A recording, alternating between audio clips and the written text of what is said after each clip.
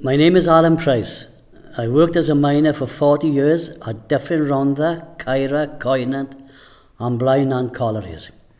In 1984 we went on strike to fight for job security and the future of our communities.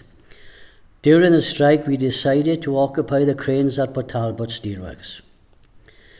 We wanted to stop coal and iron ore being unloaded from a Spanish ship. We went up the cranes at night, but when the daybreak came, we couldn't believe how high we were up.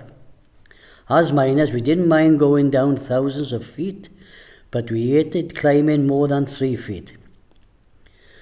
2 days after we took over the cranes, a writ was posted on one of the legs of the cranes. I went down to get it and fetched it back to the boys to read. It told us we had to get off the cranes at once. The South Wales NUM were also told, and they decided to abandon the occupation. After being arrested, we were moved around different jails, but they didn't have any space. Finally, we ended up in Bridgend Police Station. We hadn't had any food for nearly 24 hours, but on Sunday morning they gave us a cooked breakfast from the Dunraven Hotel in our cells. One of the boys called it a donkey's breakfast. It was huge.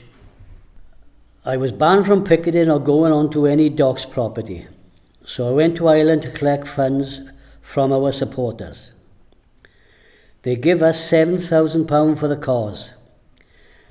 They said they give us so much because the South Wales miners had supported them during one of their dock strikes.